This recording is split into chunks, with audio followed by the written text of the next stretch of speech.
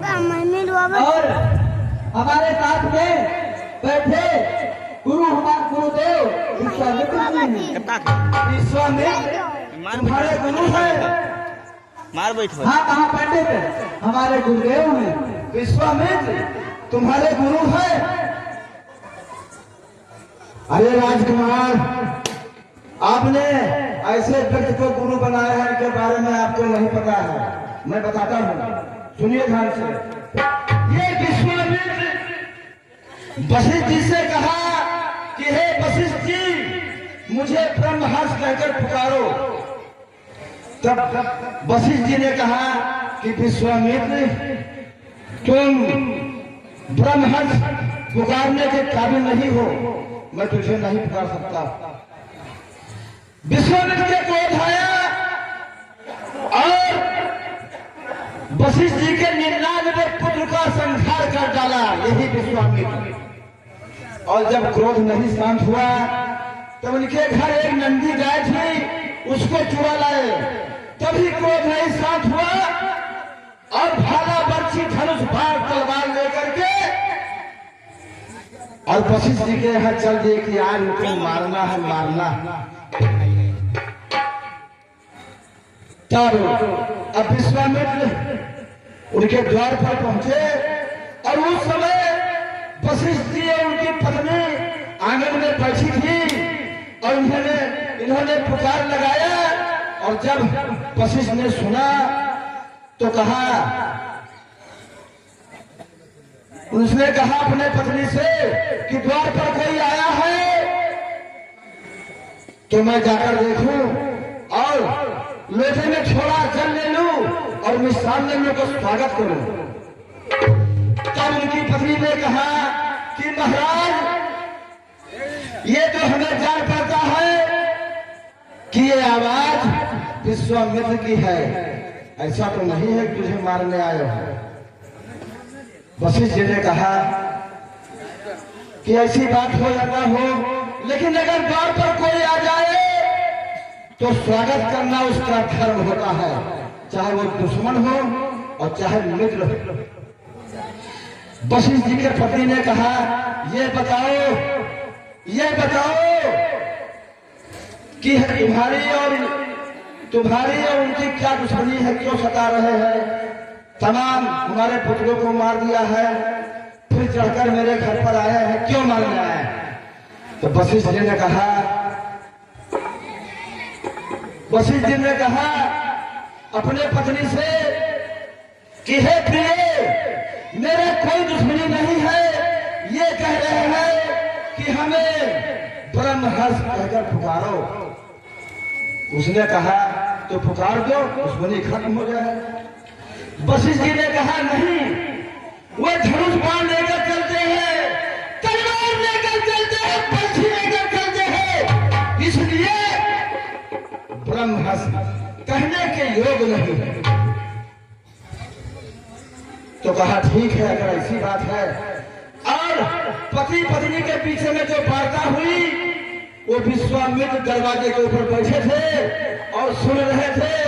उसी समय उन्होंने एक झाड़ी थी, झील थी, और दरवाजे से उठ करके धनुष, बाण, तलवार, भाला, बर्छी को सब फेंकाए और उसी दरवाजे पर बैठ गए।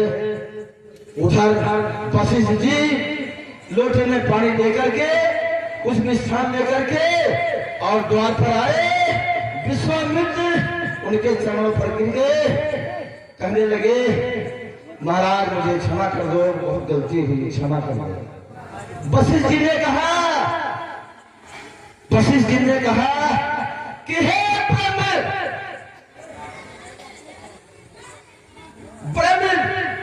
ऋषि विश्वामित्र, उठो, मैं तुम्हारी गलती को सब क्षमा करता हूं।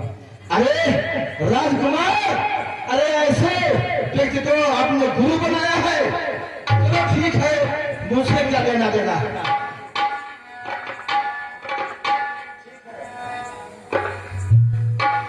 मैं आपका हस्त रेखा देखना चाहता हूं, लाइए।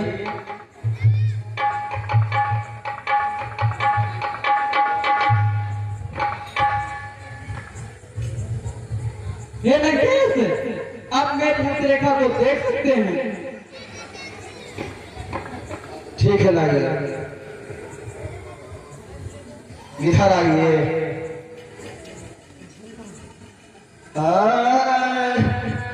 तेरा मुँह तुम्हारे मस्तक पर पिता मरण पल दास लिखा।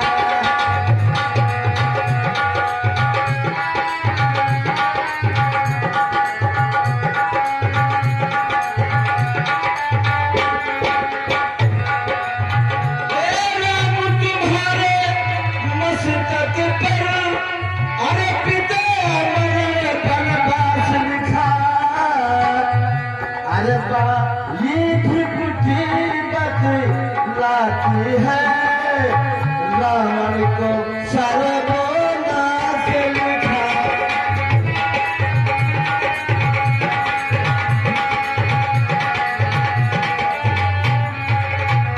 अरे ये जो मस्तक पर लिखा हुआ है तो क्या ये विष्णु का अवतार हो गया? राजकुमार, मैं आपको पहचान गया था। आप बताओ, आप विष्णु के अवतार में आए हुए हो, लेकिन मुझे कोई संदेशा नहीं दिया कि मैं अयोध्या में आ गया हूँ। आपको संदेशा देना चाहिए। ये महापंडित, शायद आपको पता नहीं है, मैं जब इस पृथ्वी पर आया उसके कुछ ही दिन बाद मारीच को बिना घर वाला बाण मारकर सागर के उस पार भेज दिया था। ठीक कह रहे हो, लेकिन राम, मैं आपसे मैं कुछ बातें करना चाहता हूँ, लेकिन कहाँ पर, जहाँ पर कोई मनुष्य ना हो, पंछी ना हो, कोई जानवर ना हो, हमारे तुम्हारे बीच में जो वार्ता होगी वो तीसरे तक नहीं पहुंच सके। ये बताओ कि मुझसे बात करोगे? ये महापंडित, हम आपसे वादा करते हैं कि हमारे और आपके बीच में जो भी बातें होंगे वो हम दोनों के अलावा कोई दूसरा नहीं जान सकेगा। ठीक है, तो चलिए मेरे साथ, आइए मेरे पीछे, आइए पीछे।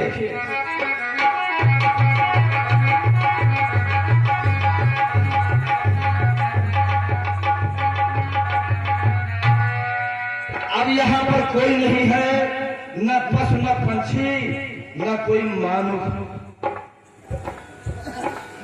मैं अभी तक आपको राजकुमार कह रहा था, लेकिन आप समझ गए रावण की बातचीत से। लेकिन मैं आपसे अब विष्णु कहकर मैं पुकारता हूं आपको, और आपसे भी निवेदन करना चाहता हूं। निवेदन ये है, अरे हे प्रभु तुम्हारे चरणों में ये दास नमन अब करता है।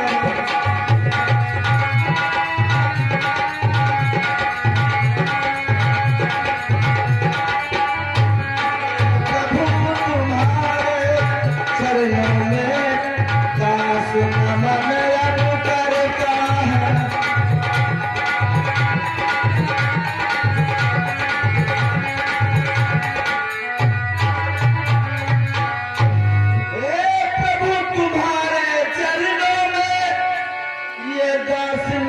अब करता है। अरे नारद की बातें याद हुई, ये साप में नारद कटता है।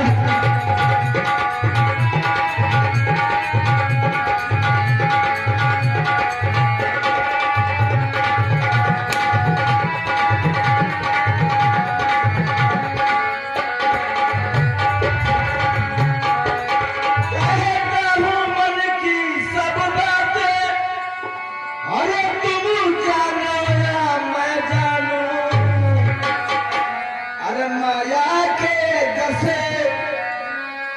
भगवान ये जो बैठे हुए हैं ये माया से कसे हुए हैं, बंधे हुए हैं। ये हमारे तुम्हारे बीच में जो वार्ता होगी इनके समझ में नहीं आएगी। कहता हूँ मन की सब बातें, अरे तुम जानो या मैं जानो, अरे माया के कसे हुए प्राणी भेद भाव को त्यागा।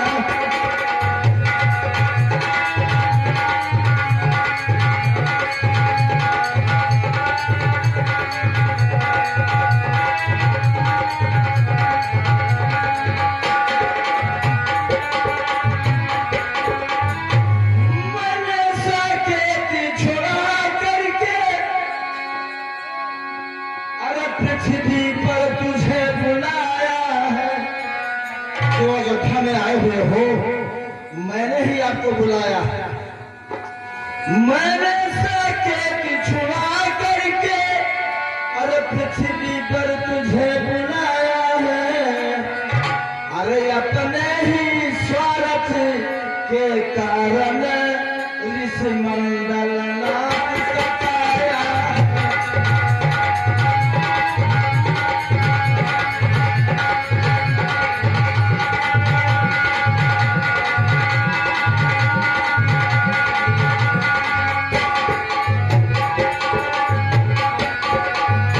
प्रभु अरे जब अपने कोमल हाथों से,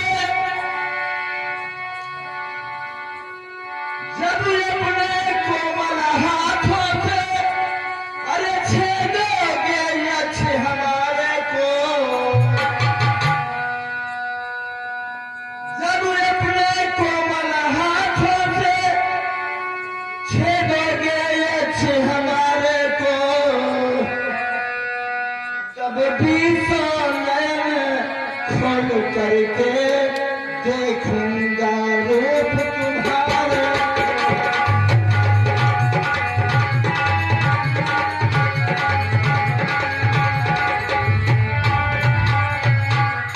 तब भी नयन खोल करके देखूंगा रूप तुम्हारा।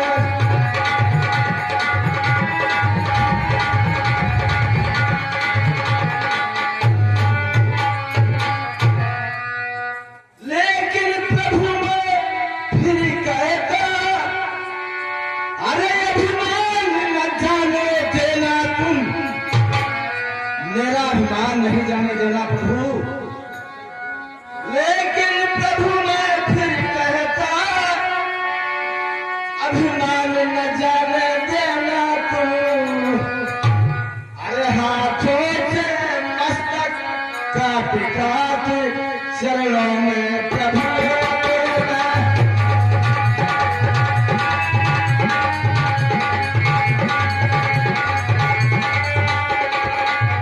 हाथों से मस्तक काट मेरा, चरणों में प्रभु लेना तुम।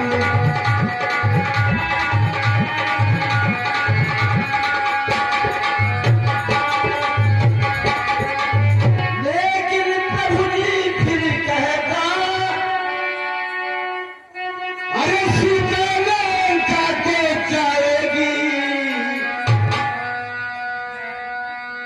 लेकिन प्रभु मैं फिर कहता, सीता लंका को जाएगी। छल पर छल, लेकिन प्रभु मैं फिर कहता, सीता लंका को जाएगी। छल से या बल से ले जाऊं, ये तेरा पलड़ हमारा है।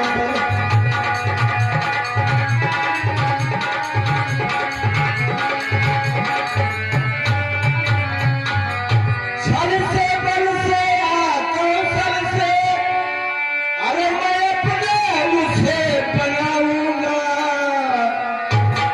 छल से बल से या कौशल से अपना उसे बनाऊंगा।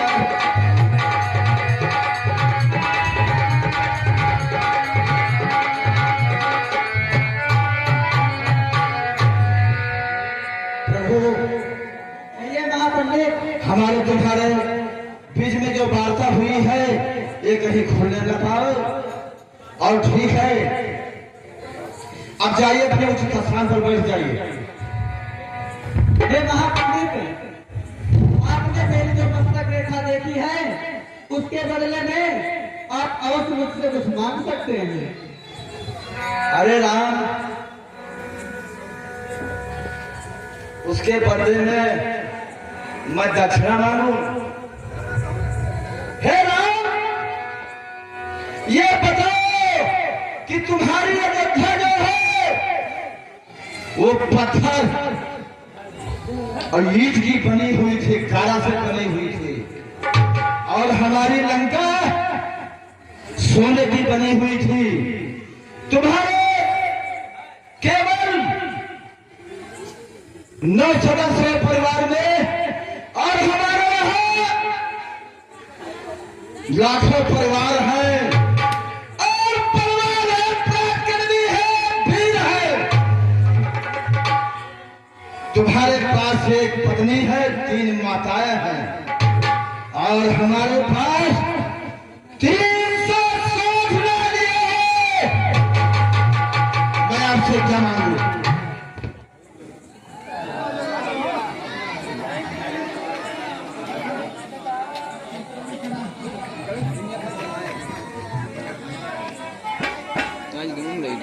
नहीं है।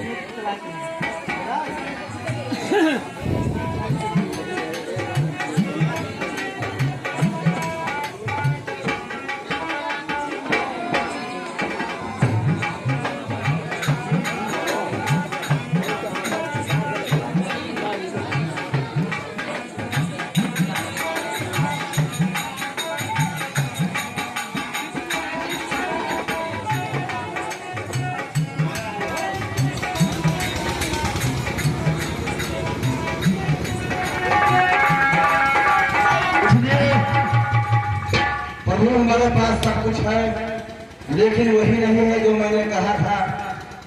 अभी कहा है उस पर ख्याल रखना, और मेरे सभी परिवारों को भवसागर पार करना है।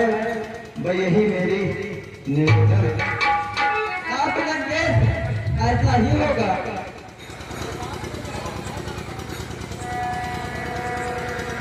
ठीक है, अब मैं जिस काम के लिए आया था वो काम तो मेरा अभी नहीं हुआ है, लेकिन मैं काम करूं।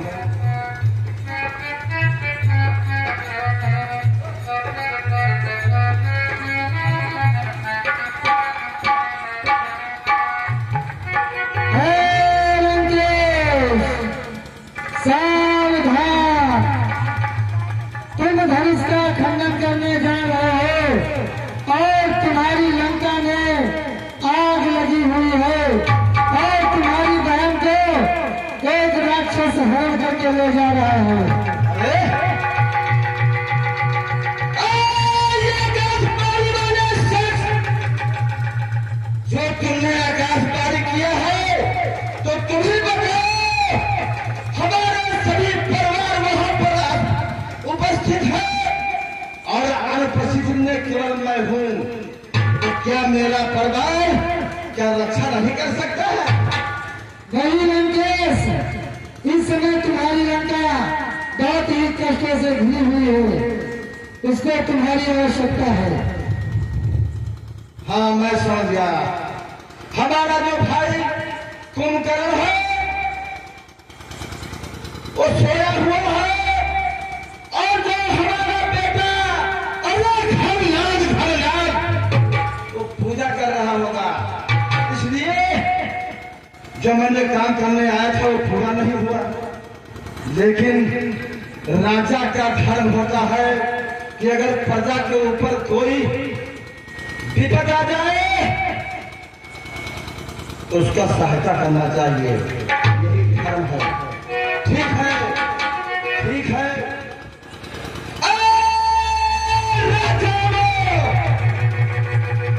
कान खोलकर सुन लो, आकाशवाणी सुनते हुए की शंका में